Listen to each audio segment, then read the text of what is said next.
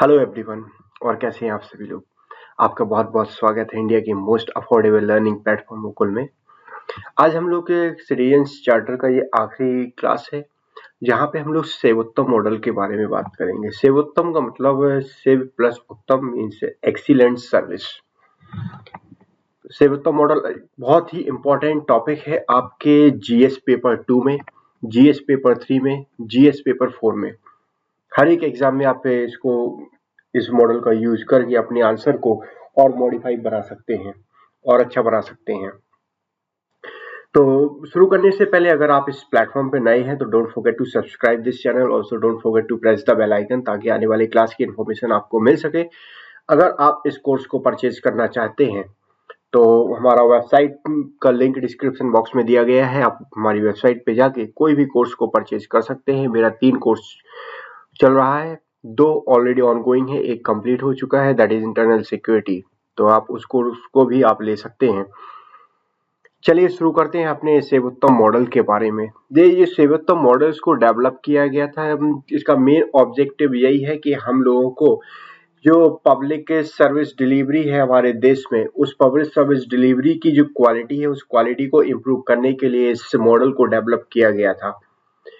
ये एक कॉम्बिनेशन है like of 2 words, that is सेवा और उत्तम।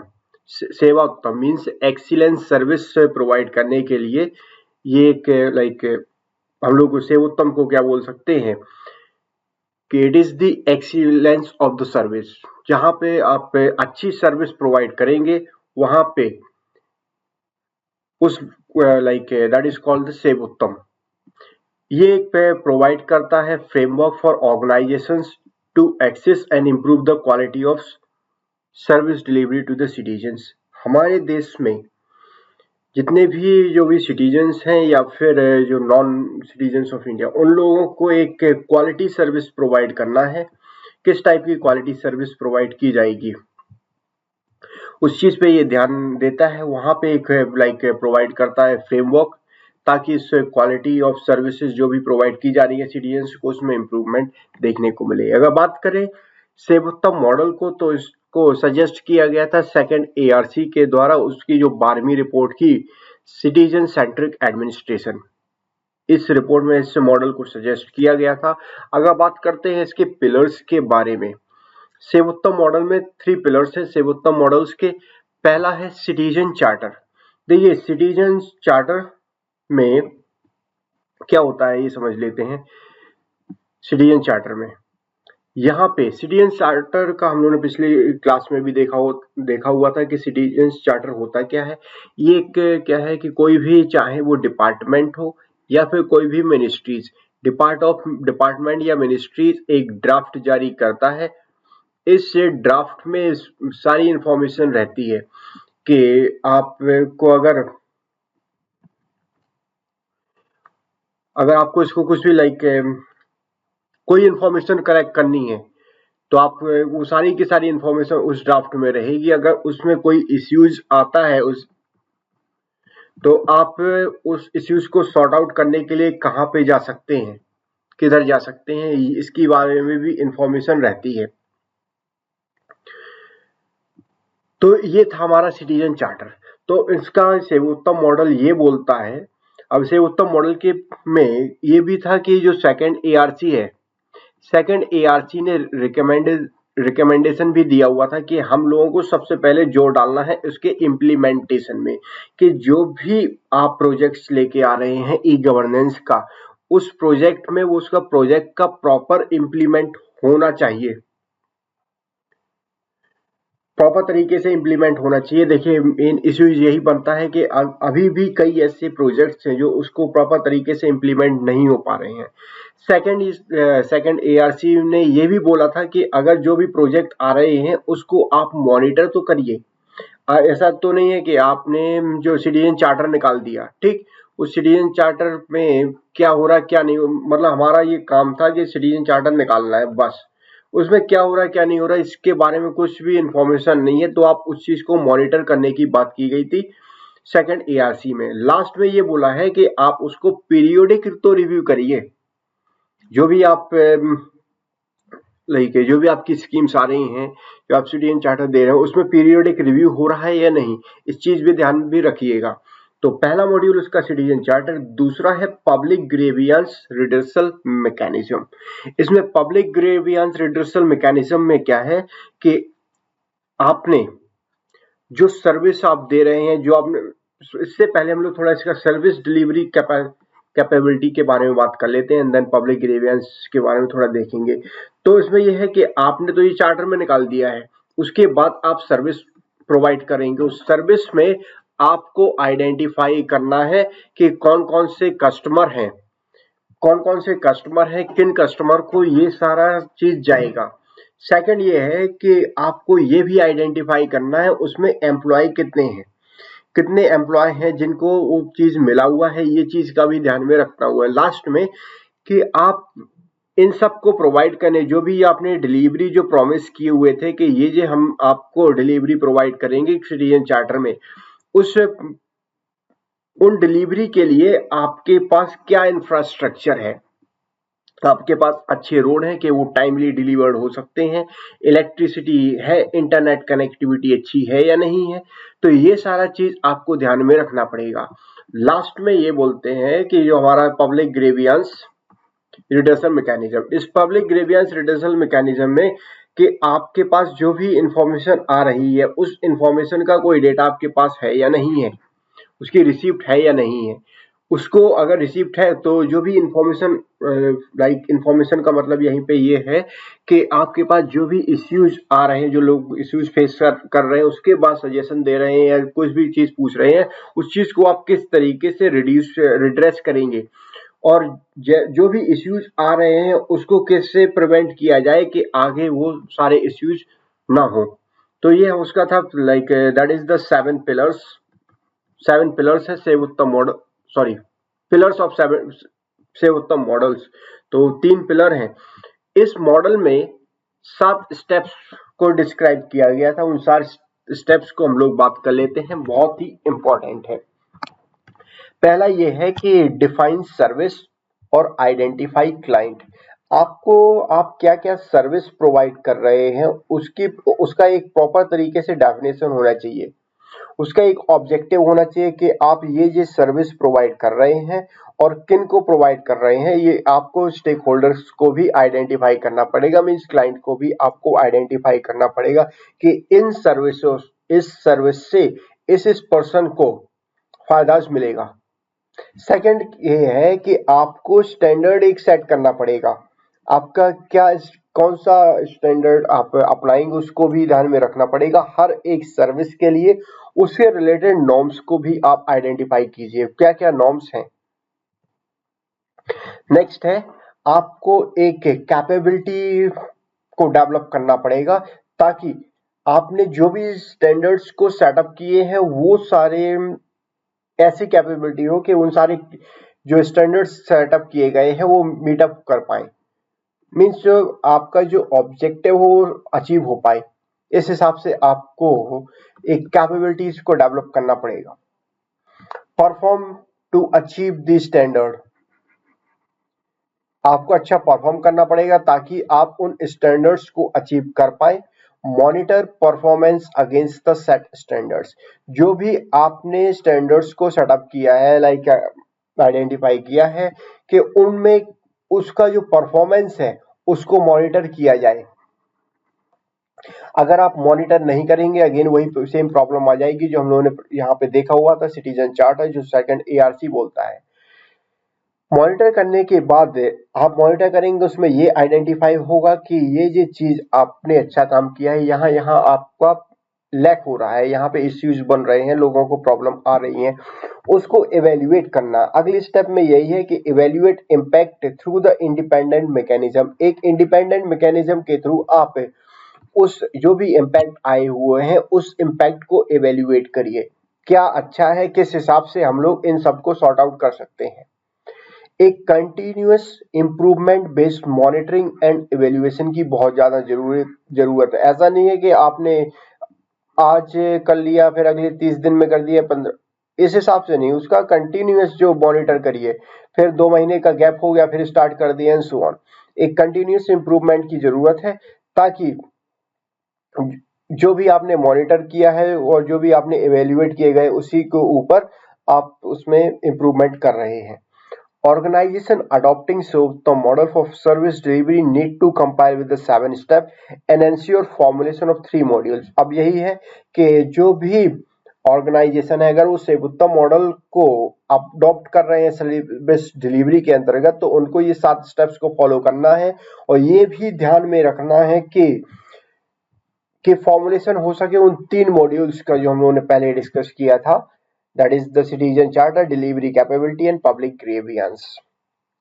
नेक्स्ट इसका सेवोत्तम मॉडल्स क्या है, तो ये हमने देख लिया। हम बात करते हैं implementation of Sevottam framework in the government department, ये 2009 से स्टार्ट हो गया था। उसके बाद से सेवोत्तम को लॉन्च किया गया था एक सर्टिफिकेशन स्कीम्स जो प्रोवाइड करता है, एक अवार्ड दिया जाता है Sevottam symbols of excellence to the public service organisation that implement and are able to show compliance to set the management system requirement that have been specified in this specific category or create a standards document। वही same चीज बोला गया है यहाँ पे कि वहाँ पे 2009 में इसको इम्प्लीमेंट किया, मीन्स इस सेवोत्तम फ्रेमवर्क को इम्प्लीमेंट किया गया गवर्नमेंट के डिपार्टमेंट है।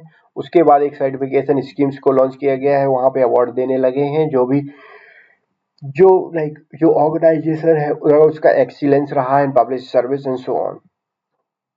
अगर बात करते हैं कि इसका एक स्टैंडर्ड है जो कि डेवलप किया गया है ब्यूरो ऑफ इंडियन स्टैंडर्ड्स के द्वारा, बेस्ड ऑन सेवोत्तम के जो भी ऑब्जेक्टिव हैं उसके बेस्ड पे इस स्टैंडर्ड्स को सेटअप किया गया है। तो ये हमारा IS समथिंग, तो this is not important for your exam preparation, लेकिन और ये थोड़ा मटेरियल में था तो हम लोगों ने इसको डाल दिया। अब सिग्निफिकेंस देख लेते हैं, इस मॉडल का क्या सिग्निफिकेंस है। पहला है, it is the quality management framework applicable to the activities of public service delivery organisation at the point of interface with service recipient. यही है कि ये एक क्वालिटी मैनेजमेंट फ्रेमवर्क है जो कि एप्लीकेबल है जितनी भी एक्टिविटीज होती हैं पब्लिक सर्विस डिलीवरी के ऑर्गेनाइजेशंस में, उतना at the point interface with the service recipients. The framework is a tool in the hand of implement. ये जो फ्रेमवर्क है ये लाइक एक तरीके से टूल्स है जो इम्प्लीमेंटिंग ऑर्गेनाइजेशन है उसके हाथ में, उनके पास एक अच्छा सा टूल है, वही डिसाइड करते हैं किस हिसाब से हम इसको अच्छे से प्रॉपर तरीके से इम्प्लीमेंट किया जाए। ये गाइड करता है उन लोगों को through systematic initiatives for sustainable improvement in service delivery के हम लोगों को जो भी हम सर्विस डिलीवरी पहुंचा रहे हैं तो उसमें एक सस्टेनेबल इम्प्रूवमेंट होना चाहिए, उसमें गाइड किया जाता है इस मॉडल के द्वारा। The framework enables implementing organization to undertake a systematic, credible and authenticated self-assessment और gap analysis for citizen centric service delivery. एक फ्रेमवर्क है जो कि इनेबल करता है कि जो भी इम्प्लीमेंटिंग ऑर्गेनाइजेशन है उन लोगों को कि वो अंडरटेक कर सकें systematic, credible, authenticated self assessment citizen centric delivery के लिए। इस एनालिसिस के जरिए एक practical solutions are gradually and systematically incorporated in the organisations day to day routine, thereby जो ये एंश्योर करता है कि सस्टेनेबल रिजल्ट्स आए। टाइम बाउंड डिलीवरी सर्विस क्या है? टाइम बाउंड डिलीवरी सर्विस से ये एंश्योर करता है कि जो सिटीजन्स के जो राइट्स हैं उन राइट्स हैं किस चीज के लिए, टाइम बाउंड डिलीवरी, जो भी गुड्स एंड सर्विस है उनको टाइम बाउंड डिलीवरी हो पा रहा है या नहीं। उसके लिए एक बिल आया हुआ था, the right of the citizen for time bound delivery of goods and service and redressal of grievance bill 2011। इसको लोकसभा में 2011 में पास किया गया था लेकिन लैप्स हो गया था with the term of the last house. The need of the hour is to identify the delivery of the service as a matter of right and bring a legal, एक हम लोग को यही बोला गया है कि एक लीगल प्रोविजन आप लेके आइए ताकि ये एंश्योर किया जा सके कि एक time bound delivery of service हो रही है या नहीं हो रही।